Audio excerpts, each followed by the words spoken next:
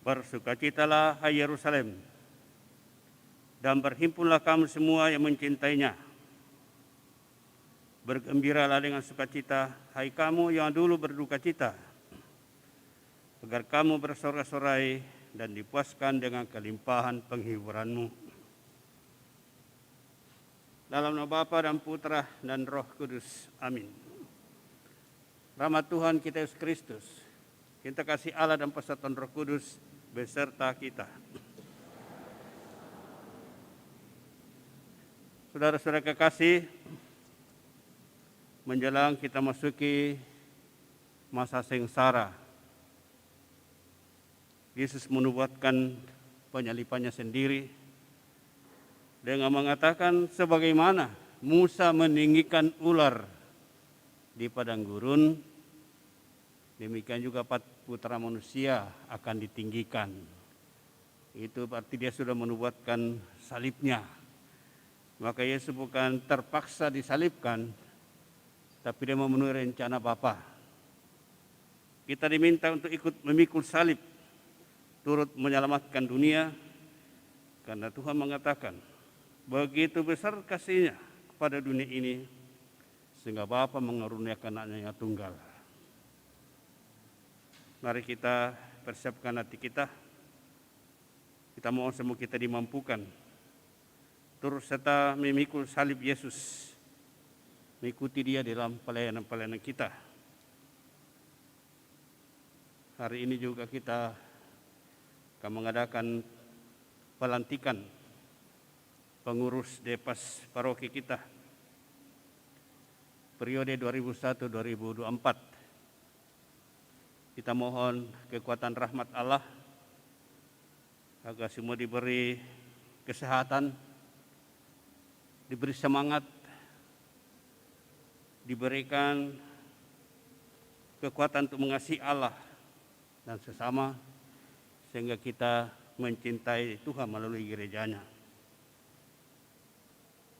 Mari kita merendahkan diri hadapan Allah. Kita mohon ampun atas dosa kita, ya seringkali belum berani mengikut salib kita bersama Yesus secara maksimal.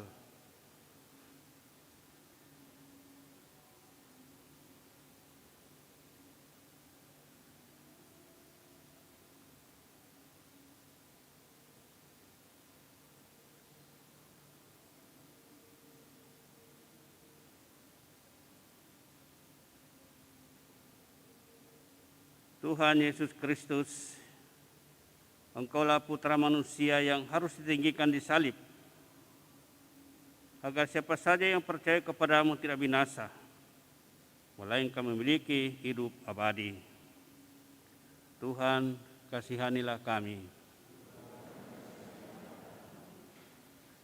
Engkaulah putra Allah yang tunggal, yang diserahkan oleh Allah sebagai bukti cinta kasih-Nya kepada dunia, agar setiap orang yang percaya kepadamu tidak binasa, melainkan memiliki hidup abadi.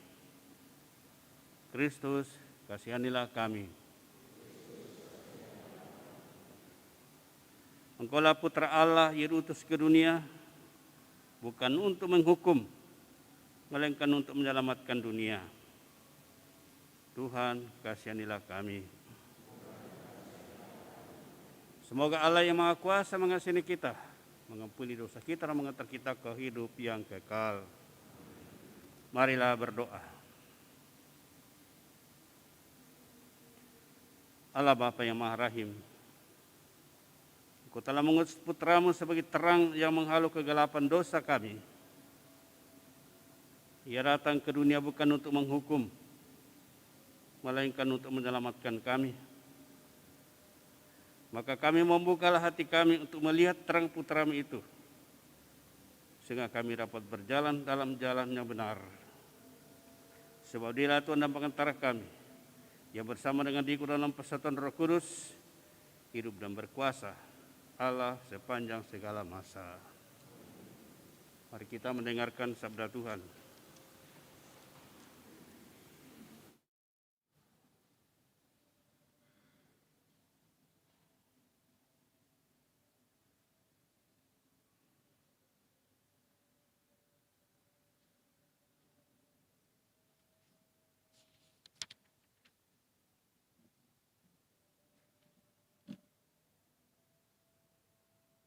Bacaan dari kitab kedua Tawarik.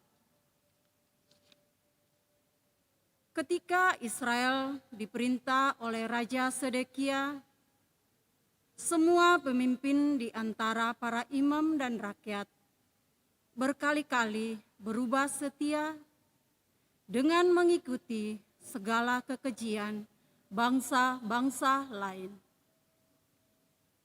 Rumah yang dikuduskan Tuhan di Yerusalem mereka najiskan. Namun Tuhan Allah nenek moyang mereka berulang-ulang mengirim pesan melalui utusan-utusannya, karena Tuhan sayang kepada umatnya dan kepada tempat kediamannya. Tetapi mereka mengolok-olok para utusan Allah itu, menghina segala firman Allah, dan mengejek nabi-nabinya. Oleh sebab itu, murka Tuhan bangkit terhadap umatnya, sehingga tidak mungkin lagi ada pemulihan. Maka Tuhan menggerakkan raja orang-orang Kasdim. Mereka membakar rumah Allah, merobohkan tembok Yerusalem, dan membakar segala puri dalam kota itu, sehingga musnahlah segala perabotan yang indah-indah. Mereka yang masih tinggal dan terluput dari pedang diangkutnya ke Babel. Mereka dijadikan budak raja dan budak anak-anaknya sampai kerajaan Persia berkuasa. Dengan demikian, genaplah firman Tuhan yang diucapkan Yeremia, sampai tanah ini pulih dari akibat dilalaikannya tahun-tahun Sabat, karena tanah itu menjadi tandus selama tahun Sabat hingga genaplah 70 tahun. Pada tahun pertama pemerintahan Kores, raja negeri Persia, Tuhan menggerakkan hati Kores, raja Persia itu, untuk menggenapkan firman yang diucapkan oleh Yeremia. Maka dimaklumkanlah di seluruh kerajaan Kores secara lisan dan tulisan maklumat ini. Beginilah perintah Kores, raja Persia.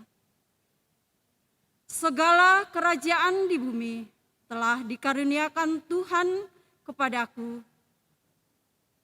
Ia menugaskan aku untuk mendirikan rumah baginya di Yerusalem yang terletak di Yehuda. Siapa di antara kamu, termasuk umatnya, kiranya Tuhan Allah menyertainya, dan biarlah ia berangkat pulang. Demikianlah sabda Tuhan. Mazmur tanggapan, refrain. Biarlah lidahku melekat pada langit-langitku, jika aku tidak mengingat Engkau. Biarlah lidahku melekat pada langit-langitku, jika aku tidak mengingat Engkau. Di tepi sungai-sungai Babel, di sanalah kita menangis apabila kita mengingat Sion. Pada pohon-pohon gandarusa di tempat itu, kita gantungkan kecapi kita. Refrain, biarlah lidahku melekat pada langit-langitku, jika aku tidak mengingat Engkau. Sebab di sanalah orang-orang yang menawan kita, meminta kepada kita memperdengarkan nyanyian, dan orang-orang yang menyiksa kita meminta nyanyian sukacita. Nyanyikanlah bagi kami nyanyian dari Sion. Refrain, biarlah lidahku melekat pada langit-langitku, jika aku tidak mengingat Engkau. Bagaimana mungkin kita menyanyikan nyanyian Tuhan di negeri asing, jika aku melupakan Engkau, hai Yerusalem? Biarlah menjadi kering tangan kananku. Refrain, biarlah lidahku melekat pada langit-langitku, jika aku tidak mengingat Engkau. Biarlah lidahku melekat pada langit-langitku, jika aku tidak mengingat Engkau. Jika aku tidak menjadikan Yerusalem puncak sukacitaku. Refrain, biarlah lidahku melekat pada langit-langitku, jika aku tidak mengingat Engkau.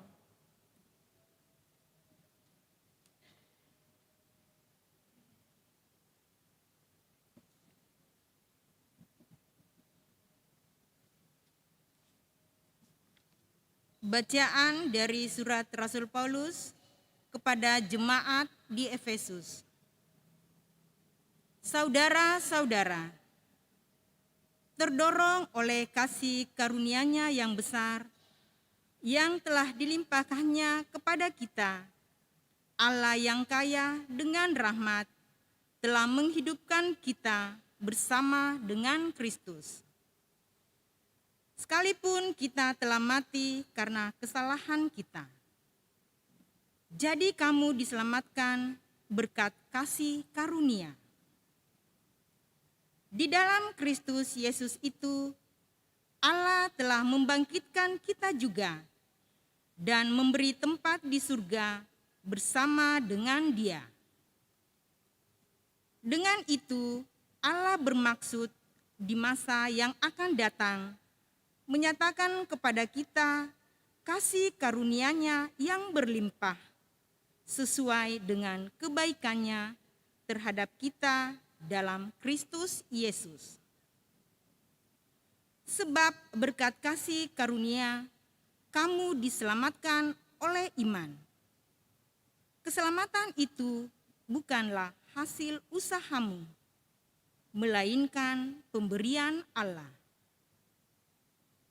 Jadi jangan sampai ada orang yang memegahkan diri, sebab sesungguhnya kita ini buatan Allah, diciptakan dalam Kristus Yesus untuk melakukan perbuatan-perbuatan baik yang sudah dipersiapkan Allah sebelumnya.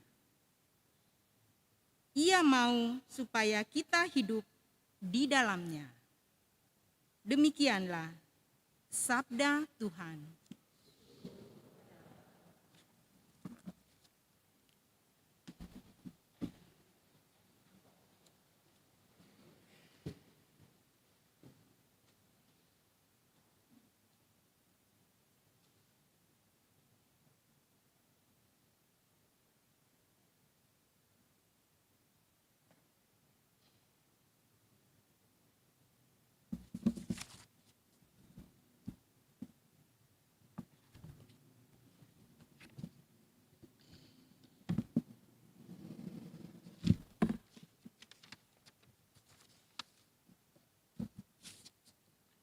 Tuhan bersamamu. Inilah Injil Yesus Kristus menurut Yohanes.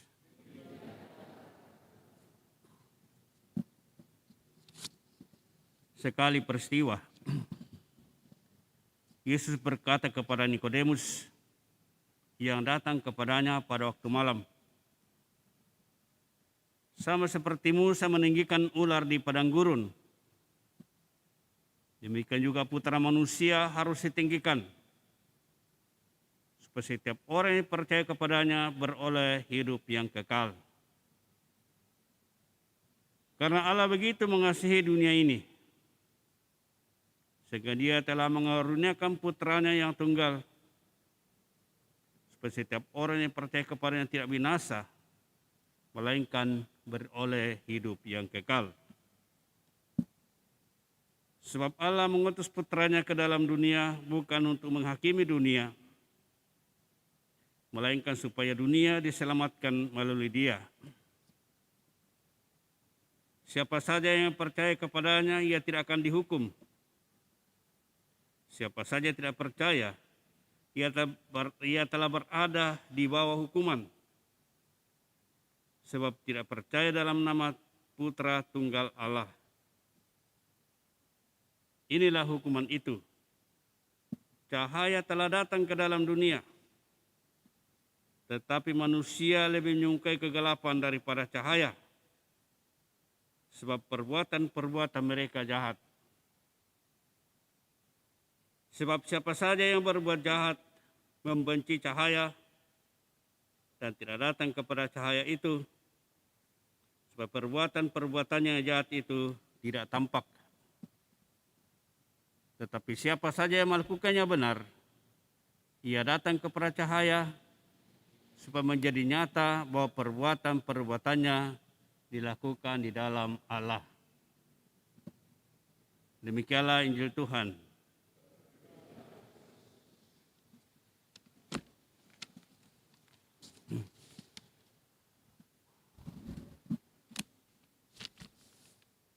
Saudara-saudara kekasih,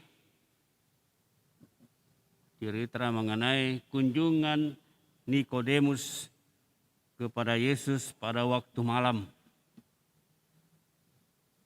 Nikodemus adalah seorang anggota Farisi. Dan kita tahu orang Farisi selalu berseberangan dengan Yesus. Tetapi ada satu orang Farisi, itu Nikodemus, tertarik mendengarkan sabda Yesus. Dia tergugah. Dia mau tahu. Maka itu dia cari kesempatan. Suatu malam dia mengunjungi Yesus. Mungkin karena dia takut sama teman-temannya, sama teman-teman Farisi. Karena seolah-olah Nikodemus mulai membelot ikut Yesus. Bisa juga ini gambaran bahwa dia masih hidup dalam kegelapan sehingga dia datang pada Yesus pada waktu malam untuk mendapatkan pencerahan. Saudara-saudara kekasih, menurut kebiasaan atau tradisi umat Yahudi, ya bukan masuk dalam hukum Taurat, tapi semacam kebiasaan mereka, semacam etika mereka. Berjalan pada malam hari itu satu perbuatan yang tercela. Karena malam hari itu adalah untuk membaca Taurat. Nah, orang berjalan-jalan pada waktu malam itu berarti bahwa tidak menghargai Taurat. Jadi kalau orang kedapatan berjalan malam itu, ya pasti dianggap tidak baik.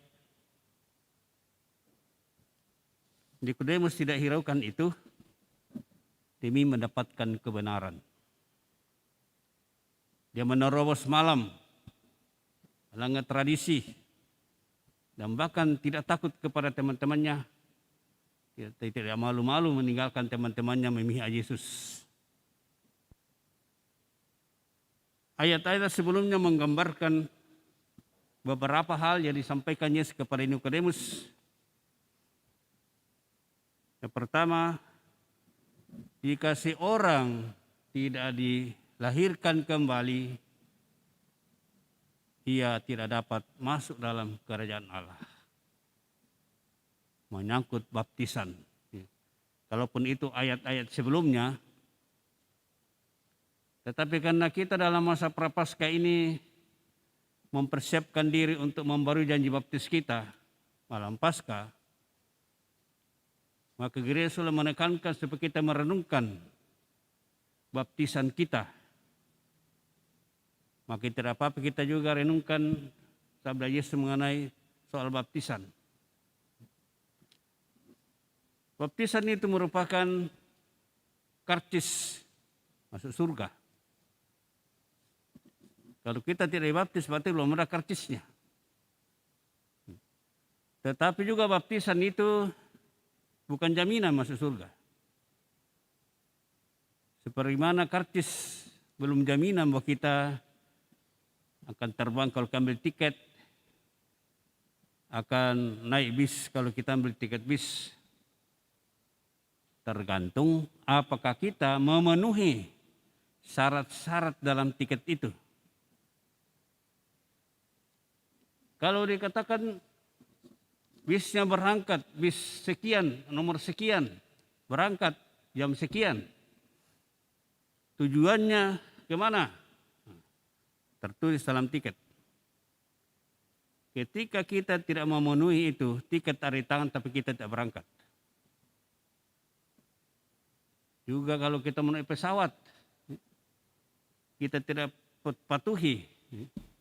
Padahal kalau naik pesawat kita diperiksa berapa kilogram, kelebihan barangnya segala macam. Sekarang itu ada tes antigen dan seterusnya. Jadi kita bisa mengibaratkan bahwa baptisan itu sama dengan tiket masuk surga. Tapi belum pasti kita masuk kalau tidak memenuhi persyaratannya. Persyaratan baptis itu pertama-tama adalah mau melepaskan diri dari cengkraman setan yang menguasai nenek moyang kita sejak dari Taman Firdaus. Kita terpisah dari Allah karena nenek moyang kita itu mengikuti godaan iblis. Dia seolah-olah menjadi tahanan iblis. Jadi hamba iblis, hamba dosa. Nah, untuk kembali kepada Tuhan, kita harus menyangkal setan itu, melepaskan diri cengkraman setan dengan keyakinan, sikap menolak. Karena itulah pada saat kita dibaptis, kita harus terang-terangan mengucapkan janji baptis. Apakah saudara menolak setan? Ya, saya menolak. Jadi kita harus menyatakan dulu penolakan kepada setan. Itu persyaratan di dalam baptis. Anak-anak kecil yang belum bisa mengucapkan sendiri janji baptisnya, diwakili orang tuanya. Lalu orang tua bertanggung jawab menyadarkan kepada anak-anaknya bahwa anak ini sudah menyangkal setan, menolak setan. Sehingga orang tua bertanggung jawab untuk senantiasa menjaga jangan sampai anak itu menyeberang lagi kepada wilayah iblis, wilayah setan. Ini persis setiap tahun kita barui, malam Paskah nanti kita barui lagi. Karena melalui baptisan kita mau melepaskan diri dari cengkraman iblis, menyatu dengan Tuhan Sang Pencipta kita. Oleh karena itu setelah kita menyangkal setan, kita segera mengakui Tuhan, Tritunggal Maha Kudus. Supaya kiranya kita tinggal di antara dua kekuatan ini. Setelah melepaskan diri dari iblis, menyangkal setan, segera kita melekatkan diri pada Tuhan. Dengan mengakui Tuhan. Percaya ke saudara karena Allah Bapa yang Maha Kuasa Pencipta langit dan bumi, saya percaya.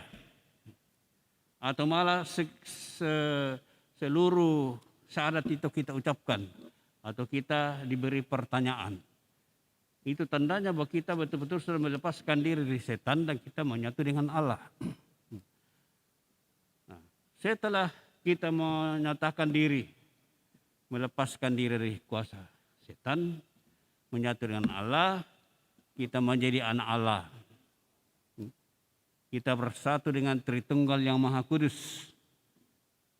Dengan demikian, hidup kita hanya untuk Allah. Seluruh kita hanya untuk Allah. Tidak lagi menoleh-menoleh ke belakang. Maka Rasul Paulus mengatakan bahwa dalam baptisan, manusia lama kita dikuburkan bersama Yesus. Dan kita hidup dalam manusia yang baru. Kita tidak hidup lagi di dalam pengaruh roh jahat, pengaruh dunia, tapi kita hidup dalam roh Allah. Dan hidup dalam pengaruh dunia itu berarti percabulan, percederaan, perselisihan, pemberontakan, dan rupa-rupa kejahatan. Itu berarti kita hidup di dalam roh dunia. Dan itu harus ditinggalkan menurut Paulus. Sedangkan orang yang hidup dalam roh Allah, dibimbing oleh Roh Kudus, hidup dalam sukacita, hidup dalam cinta kasih, saling mengampuni, murah hati, dan semua yang baik-baik. Itu harus menjadi milik kita untuk bisa masuk dalam kerajaan Allah. Yang kedua, saudara-saudara, sebagaimana Musa meninggikan ular di padang gurun, demikian juga Anak Manusia akan ditinggikan, supaya setiap orang yang percaya kepadanya beroleh hidup kekal. Ini terjadi di padang gurun ketika umat Israel kelaparan, kehausan, mereka ngomel lagi sama Musa. Kenapa kami dibawa dari Mesir hanya untuk dibunuh di tempat ini? Di Mesir kami boleh makan daging, boleh makan apa, di sini tidak ada apa-apanya. Musa berseru kepada Tuhan, Tuhan, umatmu ini berontak lagi, kelaparan lagi. Lalu Tuhan berkata, buatlah sebuah ular dari tembaga dan gantung itu. Setiap orang yang melihat ular tembaga itu, yang dipatuk ular itu, ia akan hidup. Ia tidak akan mati. Dan itu dilakukan oleh Musa. Semua yang dipagut ular, ya, ketika mereka bersungut-sungut itu, Tuhan menghukum mereka dengan memunculkan ular dari mana-mana untuk memagut mereka. Banyak yang mati. Pada saat itulah mereka bersulek pada Musa. Musa, doakanlah kami sudah binasa ini, kami sudah berdosa. Lalu Tuhan katakan, suruh mereka memandang pada ular itu, ular tembaga itu. Dan ketika mereka memandang ular itu, mereka diselamatkan. Inilah suatu simbol atau persiapan untuk dapat menghayati makna penyaliban Yesus. Dan Yesus sudah menubuatkan lebih dahulu penyalibannya. Yesus bukan mati konyol terpaksa dibunuh, terpaksa disalibkan, tapi memang sudah masuk dalam rencana Allah. Kenapa itu bisa terjadi? Kita dengarkan lagi selanjutnya. Karena begitu besar kasih Allah akan dunia ini, sehingga ia telah mengaruniakan anaknya yang tunggal, supaya setiap orang yang percaya kepadanya tidak binasa, melainkan beroleh hidup yang kekal. Karena cintanya kepada dunia, kepada ciptaannya ini, anaknya yang tunggal tidak disayangkan, diberikan kepada kita semua. Dan diberikan kepada kita bukan untuk datang menghukum, menghakimi, tapi datang untuk menyelamatkan. Bahwa kita masih dihukum, itu tergantung pada pilihan kita. Karena tadi selanjutnya dikatakan bahwa barang siapa percaya kepadanya tidak akan dihukum. Tetapi yang tidak percaya kepadanya, ia telah berada di bawah hukuman. Otomatis berada di bawah hukuman. Dan hukumannya ialah, terang telah datang ke dalam dunia, tetapi manusia lebih menyukai kegelapan daripada terang itu. Sebab perbuatan mereka jahat. Barang siapa melakukan kejahatan, ia takut kepada terang. So, perbuatannya jahat itu jangan sampai kelihatan. orang yang berbuat benar itu datang kepada terang karena sama. Terang itulah kebenaran. Jadi yang benar, yang baik itu berkumpul, yang jahat itu berkumpul dengan kegelapan. Nah itu pilihan kita sendiri. Kita sendiri memilih mau hidup dalam kegelapan atau hidup dalam terang. Tuhan sudah memberikan kita bantuan. Saudara-saudara kekasih, Nikodemus sangat mencintai kebenaran, sehingga tidak malu-malu, tidak takut-takut dicela oleh teman-temannya untuk mencari Tuhan. Marilah kita juga meneladan Nikodemus ini, tidak malu mewartakan Tuhan di tengah-tengah orang yang tidak percaya kepadanya. Kalau Anda lihat kesaksian para murtadin di YouTube, luar biasa semangat mereka. Kita yang sudah Katolik sejak kecil kadang-kadang merasa malu. Mereka dikucilkan dari keluarganya, dicabut haknya, dipermalukan, di segala macam, disiksa. Begitu ketemu Yesus, mereka tidak mau mundur. Kita selama ketemu Yesus, kita boleh bertanya apa yang kita telah lakukan untuk Yesus. Kita disuruh memandang salib Yesus, artinya kita diminta ikut memikul salib, ikut berkorban bersama Yesus untuk mewartakan karya keselamatan di dunia ini. Yesus sudah mengatakan, barang siapa mau menjadi muridku, ia harus menyangkal dirinya, memikul salibnya setiap hari, dan mengikuti aku. Barang siapa kehilangan nyawanya karena aku, dia akan menemukannya. Tetapi siapa mau memelihara nyawanya, justru akan kehilangan. Apa gunanya jika kamu memperoleh seluruh dunia, tetapi kau kehilangan jiwamu? Tidak ada manfaatnya.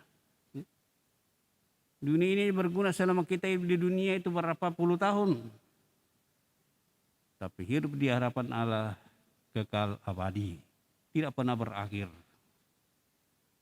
Maka marilah kita mencari Tuhan mencari kebenaran seperti Nikodemus ini, tanpa mempertungkan kepentingan kita, tapi menyangkal diri mencari Yesus dan melayani Yesus, terutama di dalam tugas-tugas kita dalam kepengurusan Depas ini maupun sebagai umat biasa. Kita tidak hanya melayani Yesus melalui tugas formal, tapi melalui tugas-tugas hidup kita sehari-hari juga kita bisa melayani Tuhan Yesus. Bahkan tanpa kita diberi tugas, tapi kita memberikan tenaga kita, milik kita, waktu kita untuk memuliakan Allah, sangat berguna dan sangat bernilai. Sebab kita dengan sukarela mencari Tuhan dan kebenarannya. Semoga demikian. Nah, saudara-saudara, sebelum kita masuk dalam pelantikan Dewan Pastoral Paroki, kita terlebih dahulu meneguhkan iman kepercayaan kita dengan mengucapkan syahadat. Aku percaya akan Allah, Bapa yang Maha Kuasa, pencipta langit dan bumi, dan akan Yesus Kristus putranya yang tunggal Tuhan kita. Jadikanmu dari Roh Kudus, dilahirkan oleh perawan Maria, yang menderita sengsara dalam pemerintahan Pontius Pilatus, disalibkan, wafat dan dimakamkan. Yang turun ke tempat penantian pada hari ketiga, bangkit dari antara orang mati. Yang naik ke surga, duduk di sebelah kanan Allah Bapa yang Maha Kuasa. Dari situ Ia akan datang mengadili orang hidup dan yang mati. Aku percaya akan Roh Kudus, Gereja Katolik yang kudus, persekutuan para kudus, pengampunan dosa, kebangkitan badan, kehidupan yang kekal. Amin.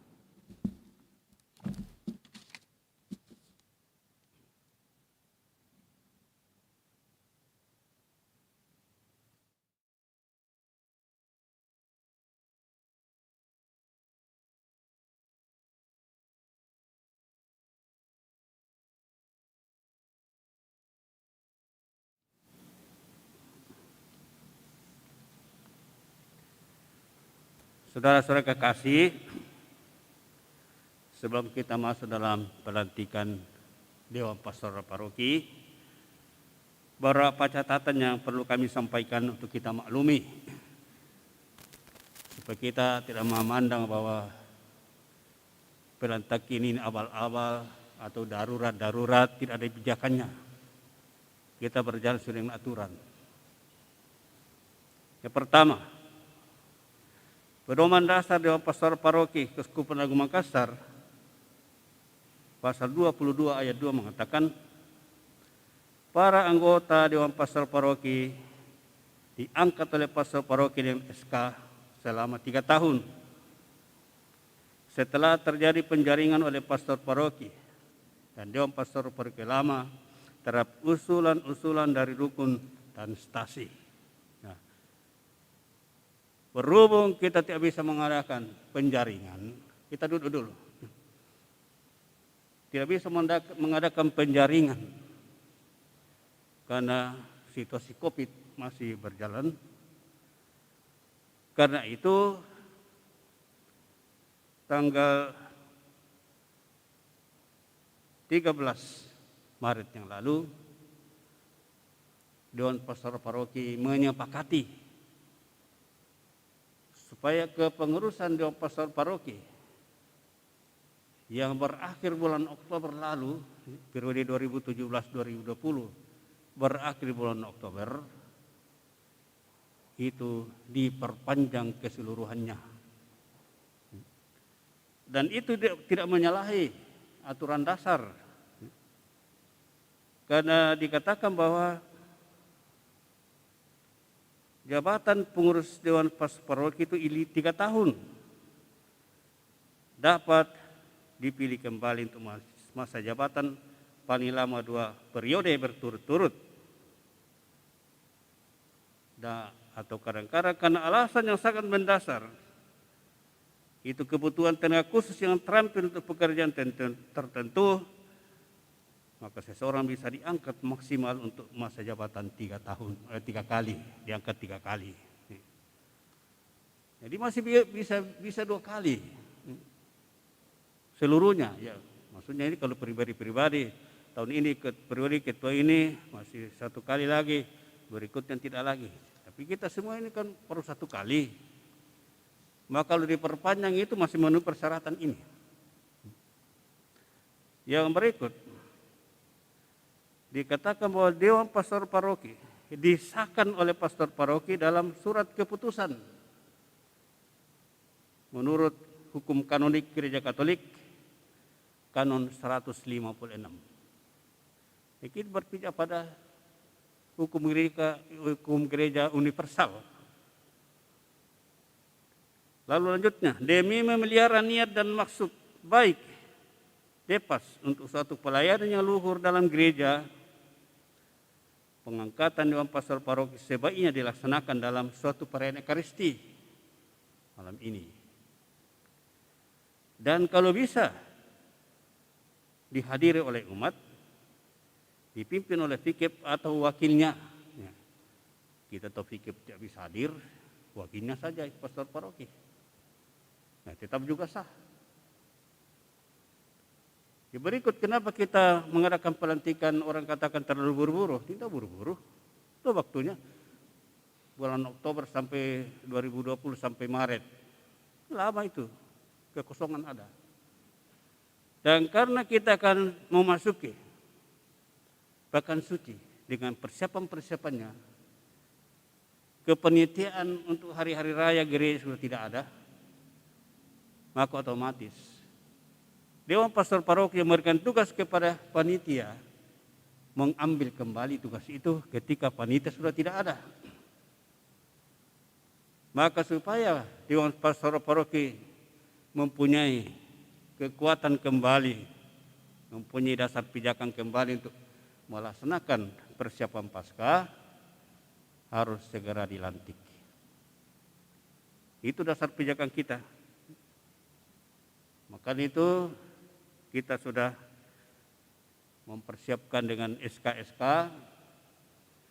dan malam ini kita mengundang semua pengurus yang masih aktif untuk melanjutkan tugasnya selama 1 periode lagi 2021-2024. Maret 2021, Maret 2022 1 tahun. Maret 2022-2023 baru 2 tahun. Supaya 3 tahun harus Maret 22-23 sama Maret 24. Jadi kadang-kadang kita berpikir 2021 sampai 2023 itu 3 tahun. Ya memang kalau angkanya saja, tapi kan masanya yang kita lihat di situ. Kemudian masa jabatan anggota berakhir bila mana? Pertama, periode jabatannya selesai. Maka keseluruhan pengurusan paroki yang lalu itu selesai, dan itu harus dibarui, diangkat kembali. Kedua, pindah paroki atau beralih jabatan dalam paroki. Ya. Kalau sudah pindah paroki ya tidak berfungsi lagi di paroki kita. Atau beralih fungsi dalam paroki, misalnya dia sekarang ketua atau wakil ketua 1, tiba-tiba terjadi lowongan pindah ke ketua 2, nah, tetap jabatan beralih itu harus diisi lagi jabatannya. Nah, berikut, berakhir apabila diberhentikan oleh pastor paroki setelah mempertimbangkan secara matang dan bijak semua masukan. Jadi bisa saja personil yang diberhentikan oleh pastor paroki setelah minta pendapat dari penasehat dari beberapa orang. Kalau misalnya hidupnya tidak menggambarkan lagi tugasnya. Nah, berikut, jabatannya berakhir apabila mengundurkan diri secara tertulis atau secara faktual tidak aktif lagi di dalam dewan pastor paroki. Diundang tidak mau datang, rapat tidak mau datang, segala kegiatan tidak diikuti lagi, otomatis tidak tidak berfungsi lagi dalam depas, diganti saja. Dan berikut apabila sudah meninggal dunia. Ya. Jadi itulah dasar pijakan sehingga kita malam ini mengadakan pelantikan supaya pastor paroki yang sudah berakhir bulan Oktober yang lalu mempunyai daya efektivitas kembali di dalam melayani paroki, mendapatkan lagi mandat dari Gereja Universal melalui keuskupan dan melalui SK oleh pastor paroki. Demikian untuk maklumi, kita sekarang masuk dalam acara pelantikan.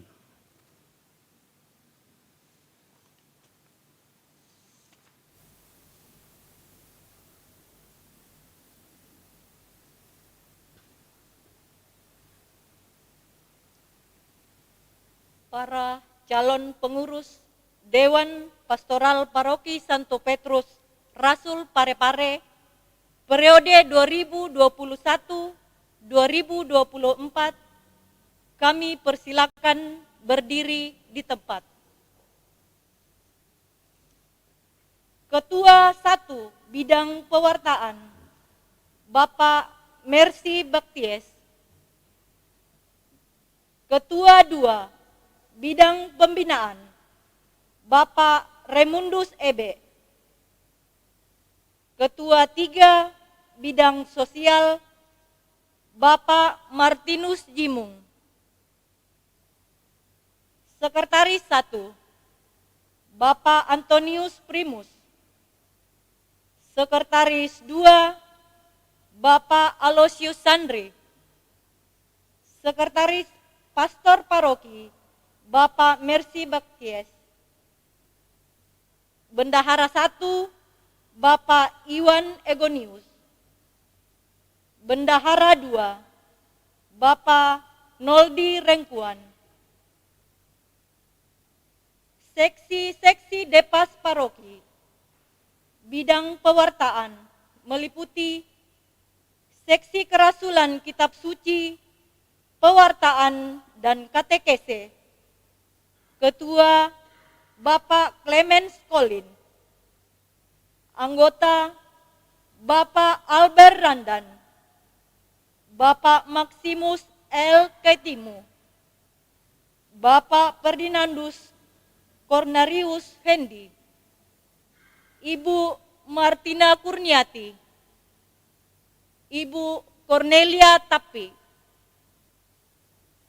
Seksi liturgi, Ketua Bapak Aloysius Sandri, anggota Frater Edward HHK, Bapak Andreas Tena, Ibu Martina Kurniati, dan Bapak Martinus Jimung.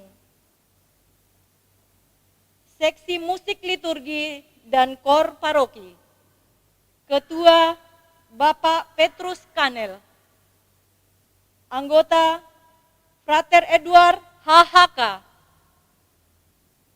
Ibu Stevi Pabara, Ibu Marta Sopina, Bapak Justinus Silo, Saudara Adrianus Supratman. Seksi Komsos, Komunikasi Sosial dan Panggilan, Ketua Bapak Antonius Primus, anggota Saudara Andika Ayub Misi, dan Bapak Martinus Jimung.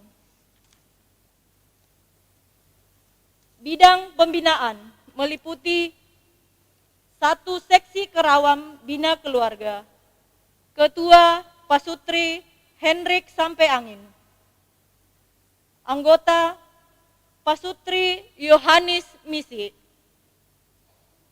Ibu Natalius Baso, Pasutri Hendrik Sampai Angin, Pasutri Bartolomeus Rabang Dian, Pasutri Mercy Bekties, Pasutri Maximus L. Kaitimu, Pasutri Romus Sala, dan Pasutri Marten Payung. Seksi kaum ibu urusan rumah tangga paroki, Ketua Ibu Maria A. Tomasoyan, anggota Ibu Faustina Sugiyati, Ibu Clemens Panebang, Ibu Bernadette Lee, Ibu Yuliana Rita,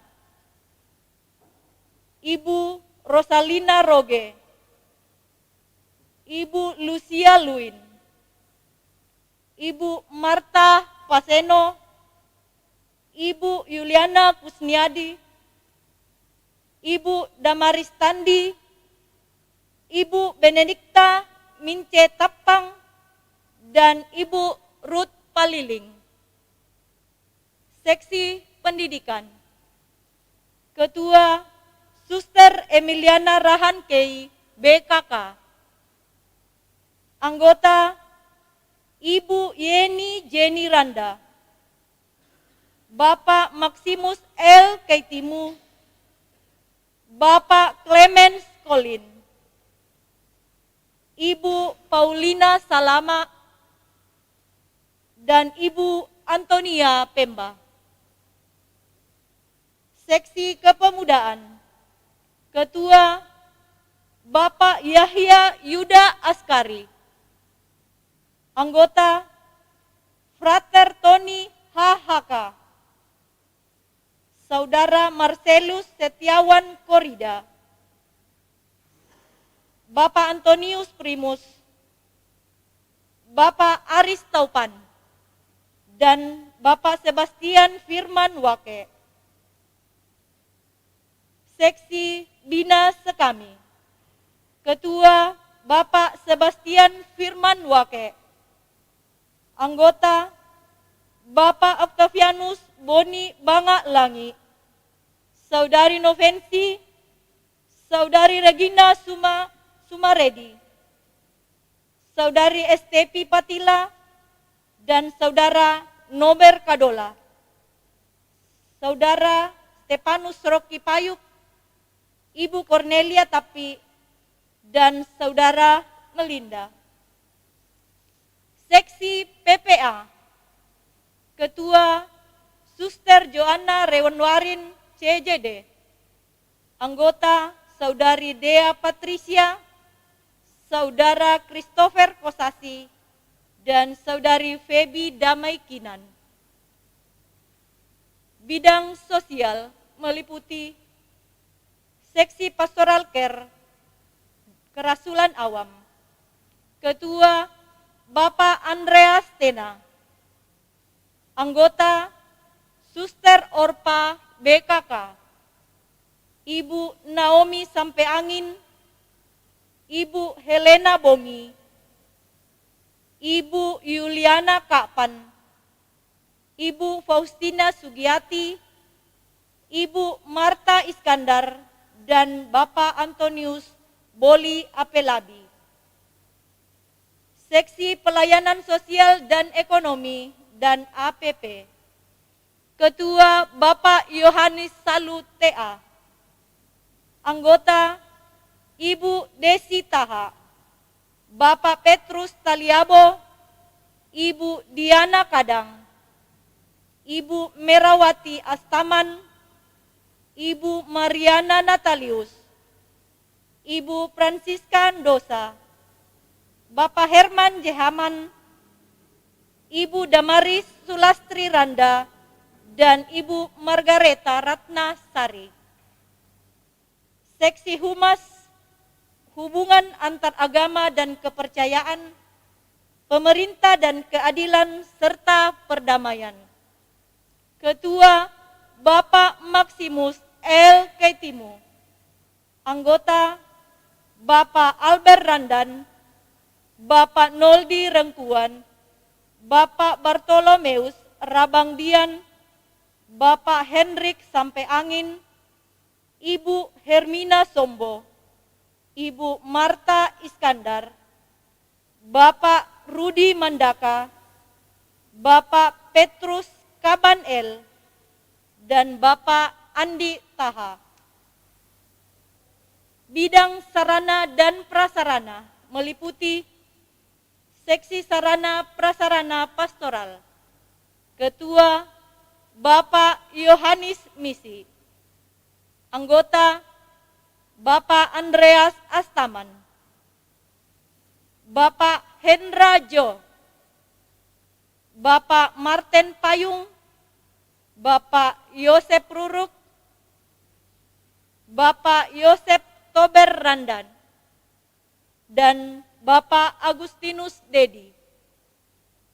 Seksi Pembangunan, Ketua Bapak Lambertus Wake, anggota Bapak Herman Wayudi, Bapak Andreas Astaman, Bapak Tony Wijaya, Bapak Bartolomeus Rabangdian, Bapak Albert Randan, Bapak Noldi Rengkuan, Bapak Roy Adinata, dan Bapak Tommy Ibusan. Pastoral Kategorial, Koordinator Pendidikan Agama Katolik, Bapak Yohanes Salu, TA. Koordinator Tim Pendamping PPA, Suster Joanna Renwarin CJD. Ketua OMK, Saudari Kristina Natalia Lunut. Ketua Kelompok Lansia, Ibu Monika Poa Suisoan. Koordinator Karismatik Katolik, Bapak Ferdinandus Cornarius Fendi. Koordinator Kerahiman Ilahi dan Meditasi, Bapak Maximus L. Keitimu. Koordinator Fidei dan Priskat, Bapak Andreas Astaman. Koordinator THS THM, Saudara Marcelus Setiawan Korida. Koordinator Multimedia, Saudara Sebastian Arman Wake. Pastoral Teritorial, Rukun Yohanes Fransiskus, Ibu Bernadette Lee. Rukun Santo Yosep, Bapak Markus Sesa Pasiangan. Rukun Santo Matius, Ibu Beata Sari Dewi. Rukun Renya Rosari, Bapak Petrus Momang. Rukun Santa Sisilia, Bapak Yohanes Dudu. Rukun Bintang Timur, Bapak Stanislaus. Rukun Bukit Sion, Bapak Cornelius Andreas. Rukun Bintang Kejora, Bapak Yosep Randa. Rukun Bukit Bunda Maria, Bapak Apolinarus TA. Rukun Rasul Paulus, Bapak Petrus Taliabo.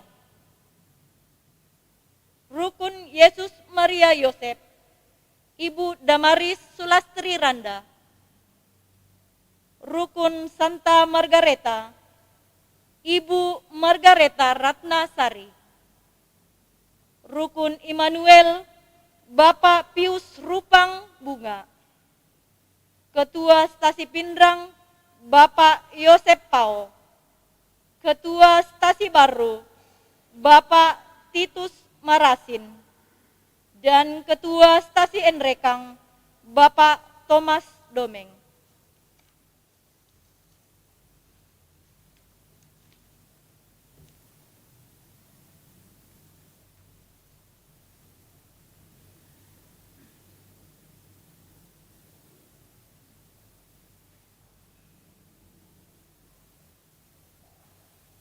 Bapak Ibu Saudara, sebelum saudara dilantik, saya mau sampaikan bahwa karena ini pelantikan lembaga, bukan pelantikan pribadi, maka kalaupun tidak hadir, tetap ikut terlantik. Beda kalau prodiakon itu ada pelantikan pribadi, kalau tidak datangnya tidak terlantik. Ya. Ini lembaga. Pengurus Depas 2017-2020 dilanjutkan ke 2021-2024 secara keseluruhan. Hadir atau tidak hadir otomatis ikut terlantik. Maka setelah pelantikan ini semua menjadi efektif dalam tugasnya masing-masing, termasuk ketua-ketua rukun. Tahun lalu tidak sempat semuanya dilantik, nah sekarang sudah dilantik, yang disebut tadi itu ikut terlantik. Bahwa nanti ada perubahan ke depan itu urusan ke dalam masing-masing rukun dan stasi. Tapi secara lembaga sekarang malam ini terlantik. Nah, Bapak Ibu Saudara-saudari, sebelum saudara-saudari dilantik, saya mau bertanya dulu dan mohon dijawab dengan ikhlas. Apakah saudara-saudara bersedia menerima dan melaksanakan tugas suci ini dengan ikhlas hati? Kalau begitu, ucapkanlah janji kesediaan saudara-saudari di hadapan Allah dan di hadapan seluruh umat. Coba di atas.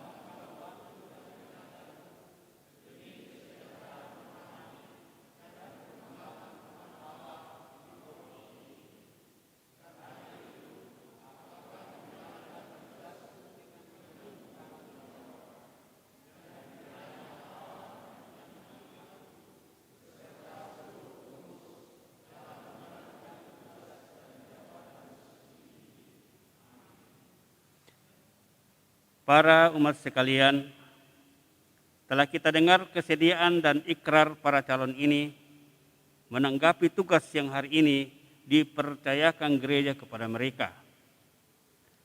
Mari kita mohon berkat Allah bagi mereka.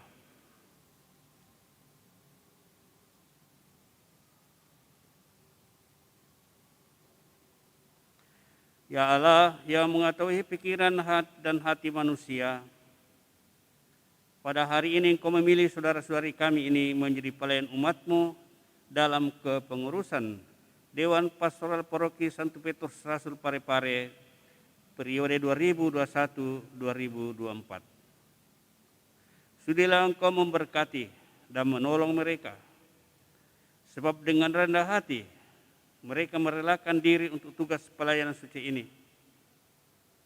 Semoga mereka melaksanakan janjinya dengan tulus hati dan penuh tanggung jawab.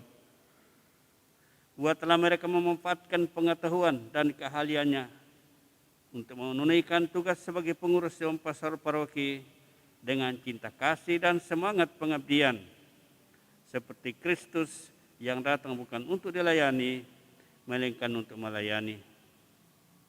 Teguhkanlah janji mereka dan berilah mereka rahmat-Mu, supaya selama menjabat tugas ini, mereka tetap setia akan kesediaan serta janjinya.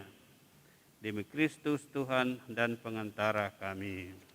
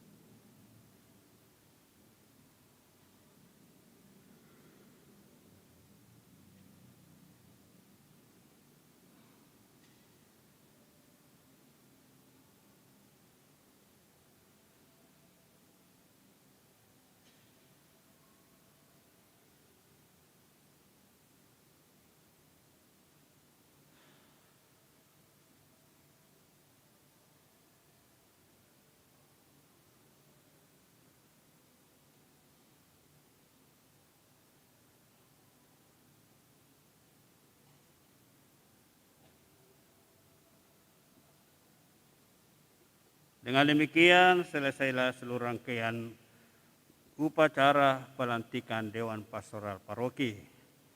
Mari kita sekarang mempersembahkan niat-niat kita, paroki kita, dan segala tugas kita kepada Tuhan bersama-sama di dalam doa umat.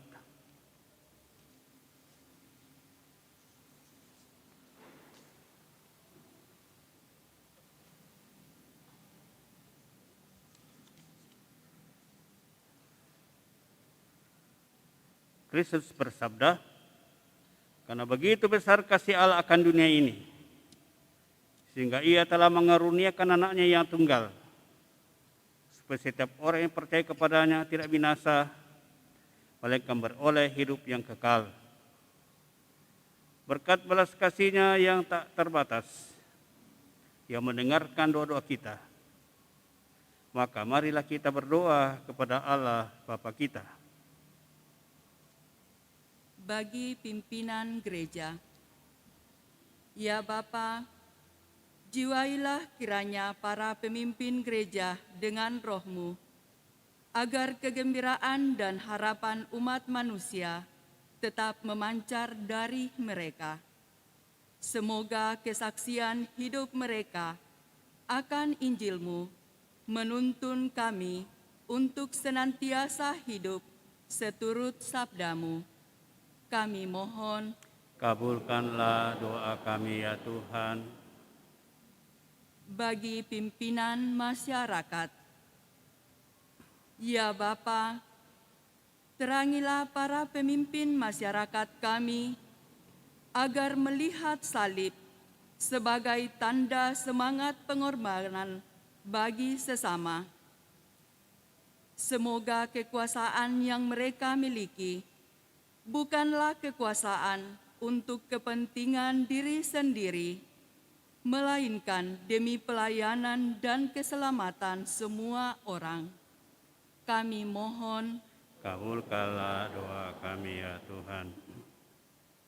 bagi mereka yang kehilangan segala-galanya, yaitu para pengungsi, para buangan, dan korban perang.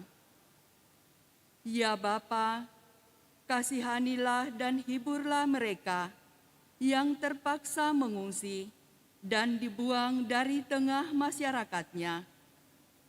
Ulurkanlah tangan kasih-Mu melalui orang-orang yang tekun berjuang dalam mengakhiri penderitaan mereka.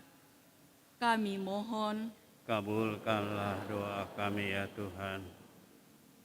bagi sahabat-sahabat yang sedang mengalami cobaan. Ya Bapa, tunjukkanlah kiranya salib Putra-Mu kepada sahabat-sahabat kami yang sedang mengalami cobaan. Melalui salib, ajarlah kami untuk memahami jalan cinta kasih yang akan meneguhkan kami bersama dalam menghadapi setiap cobaan hidup kami. Kami mohon, Kabulkanlah doa kami ya Tuhan. Untuk segenap pengurus Dewan Pastoral Paroki kita yang baru saja dilantik, Allah Bapa yang makasih, Putra-Mu telah mendirikan gereja-Mu di atas dasar para rasul dan memberikan wewenang kepada para rasul untuk mengikat dan melepaskan segala sesuatu atas nama-Mu. Mulai para rasul lah kami mendapatkan tugas untuk menggembalakan umat-Mu, melibatkan sebagian umat dalam kepengurusan Dewan Pastoral Paroki. Maka berkatilah kiranya segenap anggota Dewan Pastoral Paroki yang telah kami lantik atas nama-Mu ini. Berikanlah mereka kesehatan lahir dan batin, berikanlah mereka semangat kerja, berikanlah mereka iman yang teguh, dan bantulah dalam melaksanakan tugas mereka, sehingga nama-Mu semakin dibesarkan di tengah-tengah kami. Engkau semakin dekat dengan kami, Engkau semakin mengisi kami, dan kami semakin mengasihi Engkau. Kami mohon, kita bersyukur bersama saudara-saudara kita yang berulang tahun untuk Ronald Manopo dan Vini Flavia Domitila. Bapa di surga, bersama anak-anak-Mu yang berulang tahun ini, kami naikkan puji dan syukur kehadirat-Mu, seraya memohon berkat-Mu untuk perjalanan hidup mereka selanjutnya. Semoga mereka tahu Kau lindungi agar tetap sehat walafiat dan bertumbuh semakin mencintai Engkau. Kami mohon, kita berdoa untuk wujud kita masing-masing.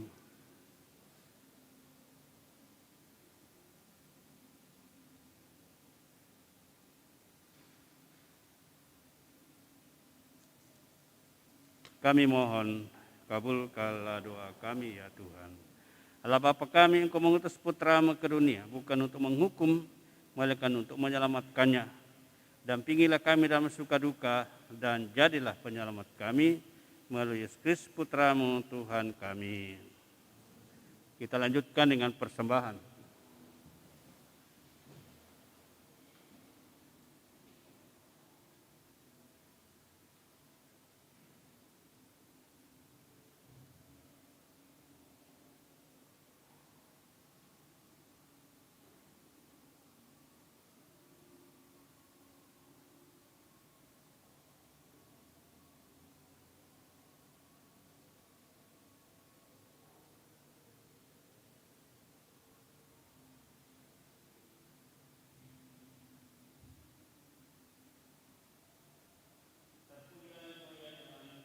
Allah semesta alam, sebab dari kemurahan-Mu kami menerima roti yang kami siapkan ini.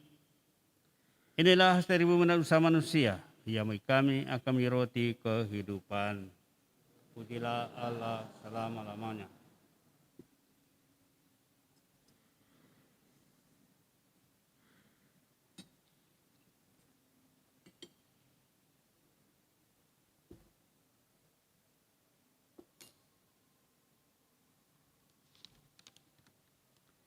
Terpujilah Engkau ya Tuhan, Allah semesta alam, sebab dari kemurahan-Mu kami menerima anggur yang kami siapkan ini. Inilah hasil dari pohon anggur dari usaha manusia, yang bagi kami akan menjadi minuman rohani. Pujilah Allah selama-lamanya.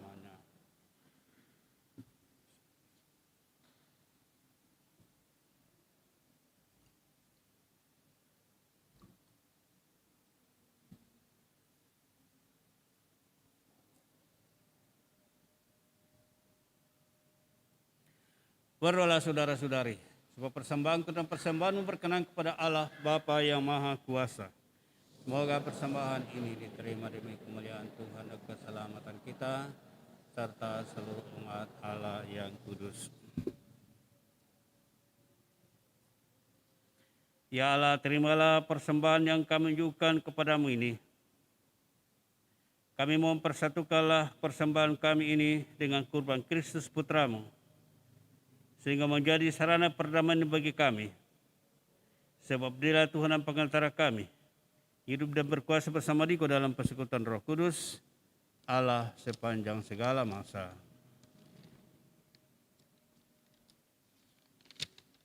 Tuhan bersamamu. Marilah mengerahkan hati kepada Tuhan. Marilah bersyukur kepada Tuhan Allah kita. Sungguh layak dan sepantasnya Bapa yang kudus, Allah yang kekal dan kuasa, bagaimanapun juga kami senantiasa bersyukur kepadamu dengan pengantaraan Kristus Tuhan kami. Sebab setiap tahun Engkau menganugerahi kami umat-Mu masa tobat ini. Itu kesempatan menjernihkan hati dan budi. Sebab penuh harapan ceria, kami dapat menyiapkan diri untuk perayaan wafat dan kebangkitan Putra-Mu. Engkau mengajak kami meningkatkan ulah bakti dan amal kasih. Sebab perayaan misteri penyelamatan yang melahirkan kami kembali menjadi anak-anak-Mu, membina kami untuk menghayati kasih karunia-Mu itu sepenuhnya dengan pengantaran Kristus Tuhan kami. Dari sebab itu, kami mengumandangkan mada kemuliaan bagi-Mu bersama para malaikat dan seluruh rasul surgawi yang tak henti-hentinya berseru, Kudus, kudus, kuduslah Tuhan, Allah segala kuasa. Surga dan bumi penuh kemuliaan. Terpujilah Kau di surga. Diberkati yang datang dalam nama Tuhan. Terpujilah Kau di surga. Sungguh kuduslah Engkau ya Bapa. Segala ciptaan patut memuja Engkau. Sebab dengan pengantaran Putra-Mu Tuhan kami Yesus Kristus, dengan daya kekuatan Roh Kudus, Engkau menghidupkan dan menguruskan segala sesuatu. Tak henti-hentinya Engkau menghimpun umat-Mu, sehingga dari terbitnya matahari sampai terbenamnya, di seluruh bumi dipersembahkan kurban yang murni untuk memuliakan nama-Mu. Maka kami mohon ya Bapa, sudahlah menguruskan persembahan ini dengan Roh-Mu, agar bagi kami, bagi tubuh dan darah Putra-Mu terkasih, Tuhan kami Yesus Kristus, yang mengendaki kami mereka misteri ini. Sebab pada malam Ia dihianati, Yesus mengambil roti. Ia mengucap syukur dan memuji Dikau, memecah-mecahkan roti itu dan memberikannya kepada murid-muridnya seraya berkata, terimalah dan makanlah. Inilah tubuhku yang diserahkan bagimu.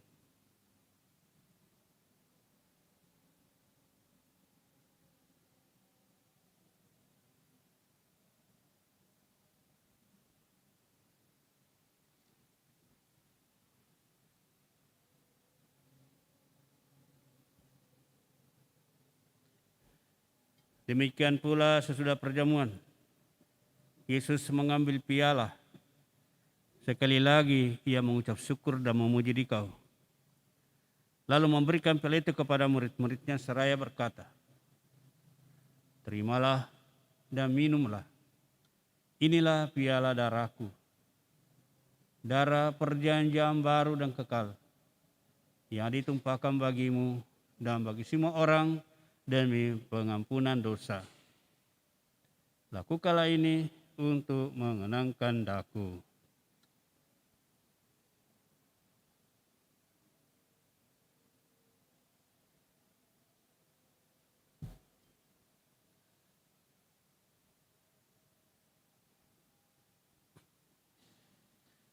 Marilah menyatakan misteri iman kita. Wafat Kristus kita maklumkan, kebangkitannya kita muliakan, kedatangannya kita rindukan. Bapa, kami mengenangkan sengsara putramu yang menyelamatkan, kebangkitannya yang mengagumkan, dan kenaikannya ke surga. Sambil mengharapkan kedatangannya kembali dengan penuh syukur, kami mempersembahkan kepadamu kurban yang hidup dan kudus ini. Kami mohon pandanglah persembahan gerejamu ini, dan indahkanlah kurban yang telah mendamaikan kami dengan Dikau ini. Kuatkanlah kami dengan tubuh dan darahnya, penuhilah kami dengan Roh Kudusnya, agar kami sehati dan sejiwa dalam Kristus.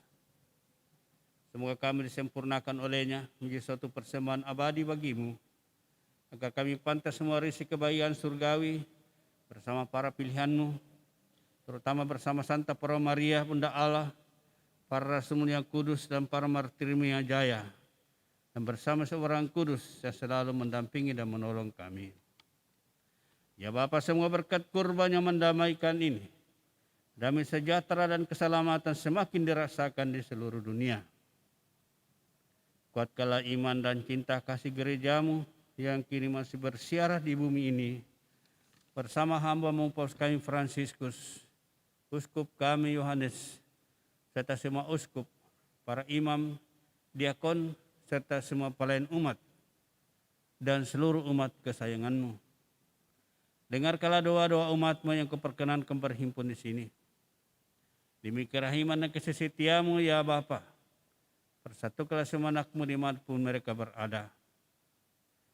Terima dengan rela ke dalam kerajaan-Mu saudara-saudari kami dan semua orang yang beriman kepadamu, yang telah beralih dari dunia ini, khususnya yang berasal dari paroki kami.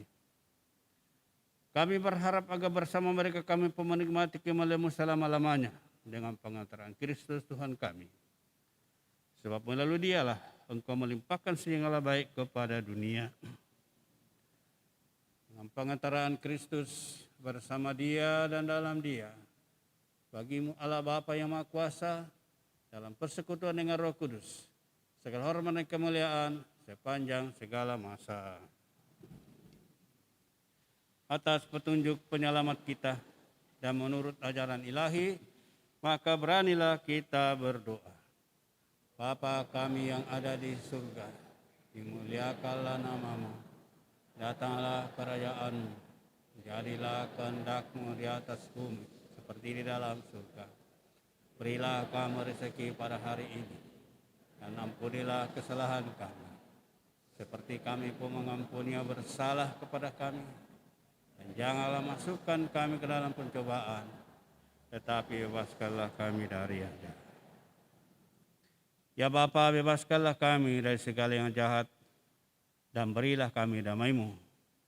Kasihani dan bantulah kami supaya selalu bersih dari noda dosa, dan terhindar segala gangguan, sehingga kami dapat hidup dengan tenteram sambil mengharapkan kedatangan penyelamat kami, Yesus Kristus.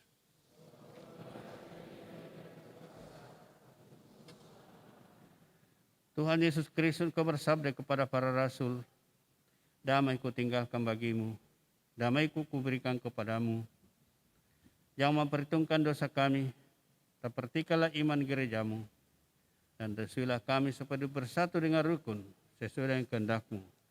Sebab Engkaulah pengantara kami kini dan sepanjang masa. Damai Tuhan bersamamu. .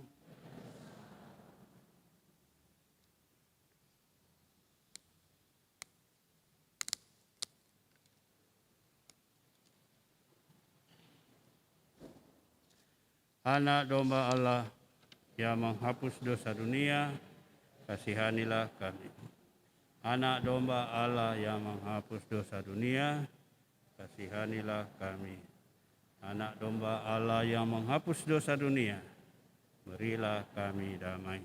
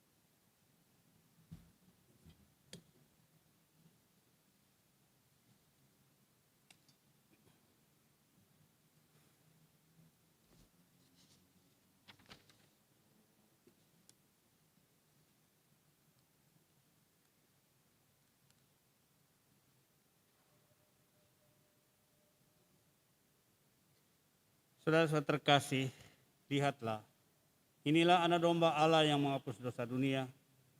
Berbahagialah kita sekalian yang diundang ke perjamuannya. Ya Tuhan, saya tidak pantas Tuhan datang pada saya, tetapi bersabdalah saja maka saya akan sembuh. Tubuh dan darah Kristus.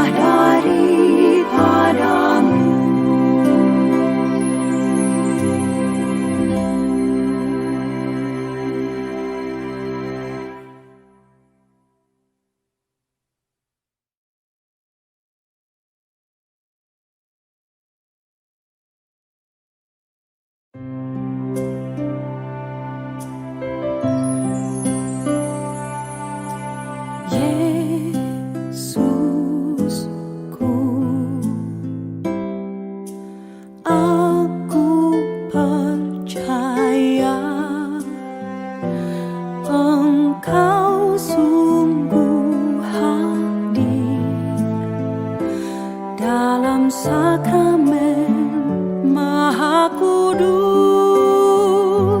aku mencintaimu lebih dari segalanya, dan aku merindukan kehadiranmu dalam jiwaku,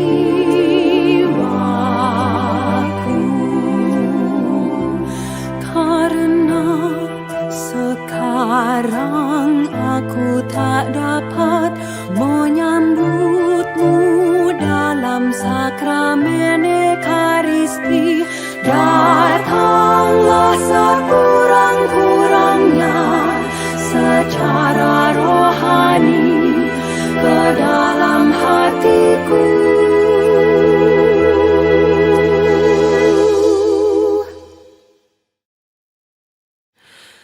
Karena Engkau hadir di sini, aku memelukmu dan mempersatukan diriku sepenuhnya kepadamu. Jangan biarkan aku terpisah daripadamu.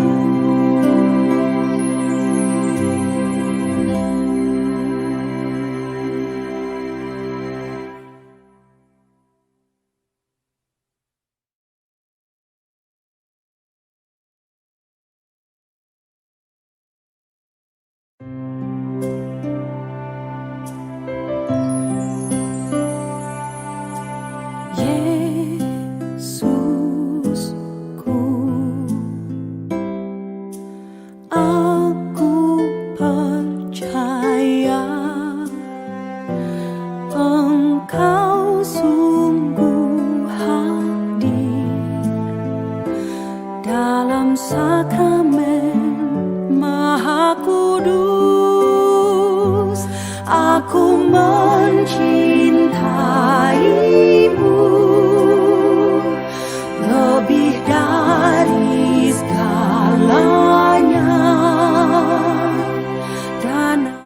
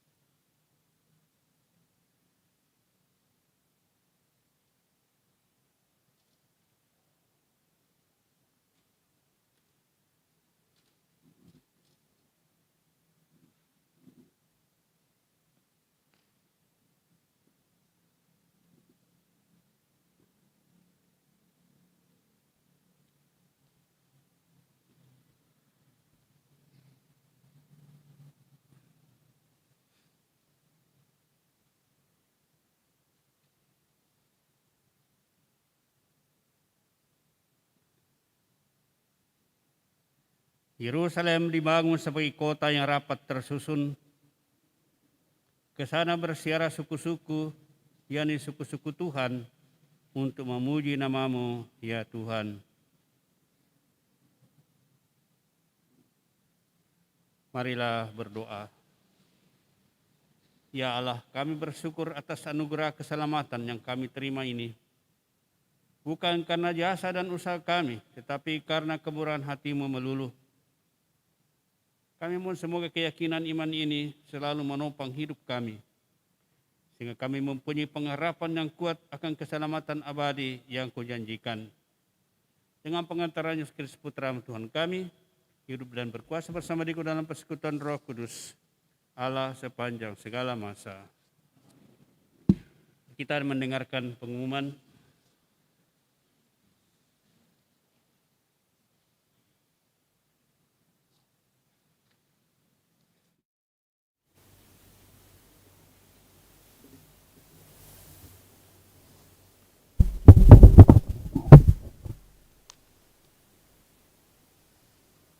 Selamat malam dan salam sejahtera untuk kita semua.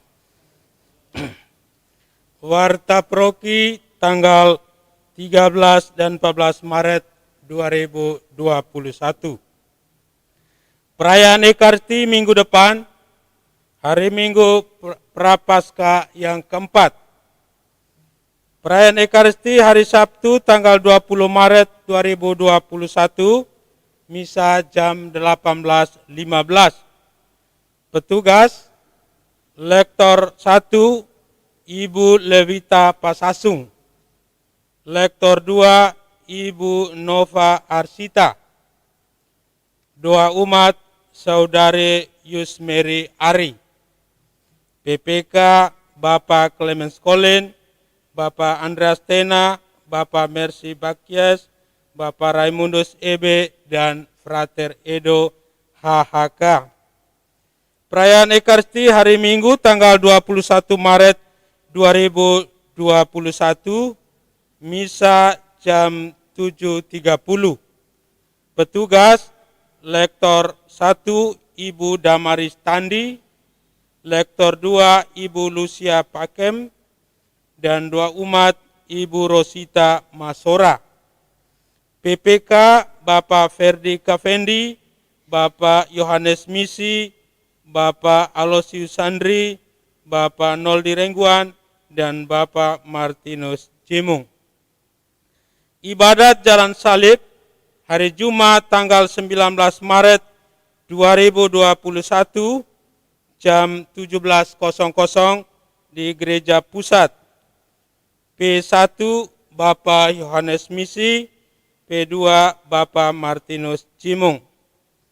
Ibadat tobat pada jam 18.00 di Gereja Pusat hari Selasa tanggal 16 Maret, Rukun Immanuel dan Rukun Renya Rosari.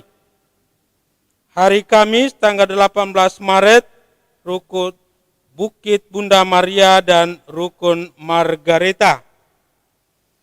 Lain-lain, petugas pengukur suhu hari Sabtu tanggal 20 Maret 2021, Elizabeth dan Teresia Anggun. Hari Minggu tanggal 21 Maret 2021, Antonius Boli dan Nikolaus Parerung. Kedua, kolekte pada hari Sabtu tanggal 6 Maret 2021 sebesar 394.000, kolekte pada hari Minggu tanggal 7 Maret 2021 sebesar 1.362.000, total 1.756.000. Kolekte ibadat tobat pada tanggal 8 Maret 2021 sebesar 362.000. Kolekte ibadat tobat tanggal 11 Maret 2021 sebesar 388.500, dan kolekte ibadat Jalan Salib hari Jumat tanggal 12 Maret 2021 sebesar 481.000. Rapat pemantapan panitia Pekan Suci dilaksanakan pada tanggal 17 Maret 2021 jam 18.30, tempat di lantai dasar gereja pusat. Untuk itu diberitahu kepada semua Depas yang dilantik pada hari ini, maka kita bersama-sama pada hari itu berkumpul di sana untuk pemantapan tentang perayaan Paskah mulai Pekan Suci.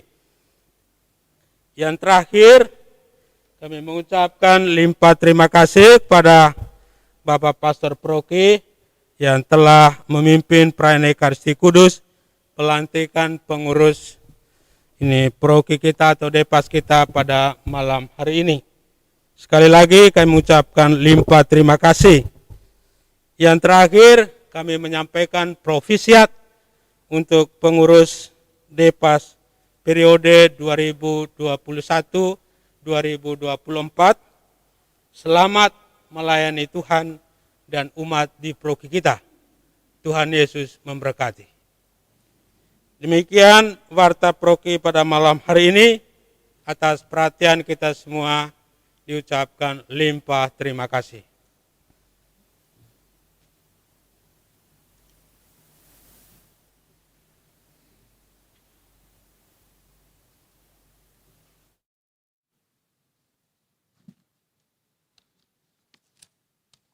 Saudara-saudara kekasih dalam Tuhan, pertama-tama kami mengucapkan selamat menjalankan tugas bagi para anggota Dewan Pastoral Paroki Santo Petrus Rasul Parepare yang malam ini telah resmi diberi wewenang untuk mengatur dan melayani gereja. Terima kasih atas kesediaan Bapak Ibu Saudara sekalian. Semoga kita semakin bersemangat.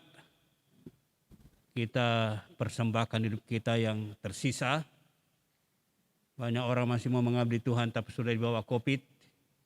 Kita syukur-syukur disisakan oleh Tuhan. Tuhan masih menghendaki sesuatu dari kita. Maka mari kita mencurahkan apa yang bisa kita berikan, tenaga kita, pikiran kita untuk kemuliaan Allah pada sisa hidup yang Tuhan masih sisakan buat kita semua. Sekali lagi kami ingatkan bahwa semua saudara yang tertulis di dalam SK ini dan telah disebutkan namanya tadi, itu ikut terlantik. Sehingga jangan katakan, oh saya tidak hadir waktu itu, saya tidak hadir. Tidak, lembaganya ini dilantik bukan pribadi-pribadi.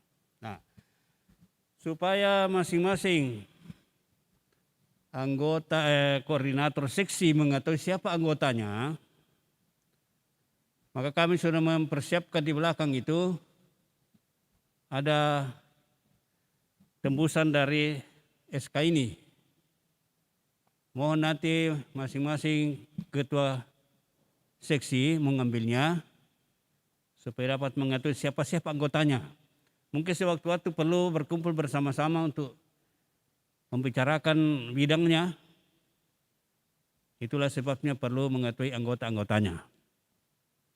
Nanti hubungi Pak Mercy. Nah, sebelum kita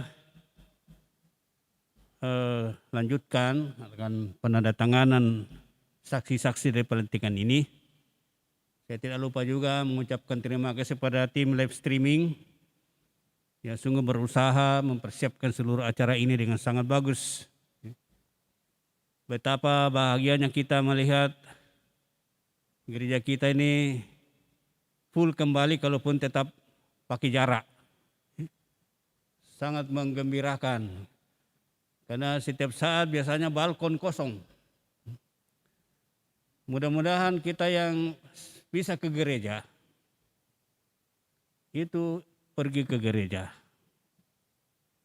Jangan memang itu istilahnya tidak salah kita ikut live streaming di rumah, tetapi alangkah baiknya kita langsung datang menyentuh Tuhan Yesus dalam komuni kudus.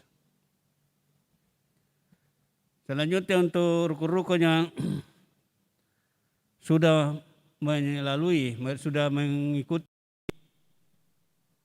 ibadat tobat, tapi belum semua anggotanya hadir, tolong ikut bergabung dengan rukun yang masih akan menjalankan ibadat tobat ke depan ini. Kita bagi per rukun karena khawatir bahwa gereja akan penuh, ternyata tidak. 3 kali kita adakan ibadat tobat. Gelombang pertama hanya diikuti 40 orang. Gelombang kedua 60 orang. Gelombang ketiga 76 orang. Jadi baru 176 orang dari sekitar 2.000 orang. Jadi coba kita renungkan itu. Ternyata kita belum bertumbuh benar dalam iman yang benar. Masih beriman sendiri. Belum mematuhi perintah Tuhan mengaku dosa sekurang-kurang setahun sekali. Maka marilah kita masing-masing rukun mengajak saudara kita, mungkin ibu atau bapak yang menunggu rumah setelah kita datang itu ikut pada kesempatan lain. Tidak akan penuh gereja ini. Masih ada 3 kali ibadat tobat tidak akan penuh. Jadi rukun yang sudah lewat bergabung pada rukun yang masih akan mengadakan ke depan ini. Demikian, terima kasih. Tolong Pak Mercy hilangkan dulu. Pak kita jangan bubar, nanti lupa untuk tanda tangan. Yang ditunjuk untuk tanda tangan silakan. Berita acara pelantikan.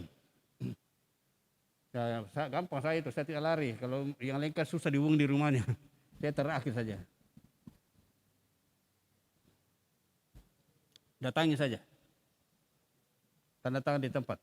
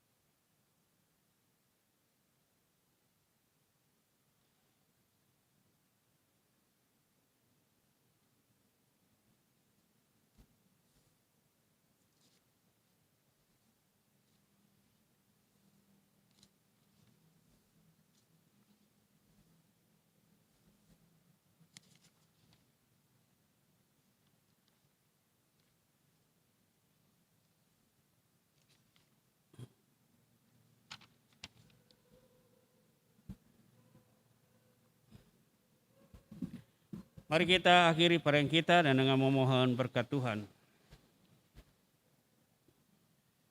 Tuhan bersamamu. Semoga saudara sekalian dianugerahi berkat yang tiada tara karena pengabdian kepada Allah dan pelayanan kepada sesama. Amin.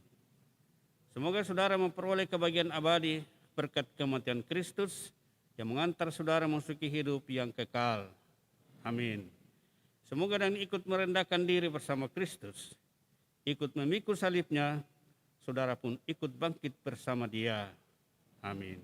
Semoga saudara sekalian senantiasa dilindungi, disertai bimbing oleh berkat Allah yang Maha Kuasa, Bapa dan Putra dan Roh Kudus. Amin.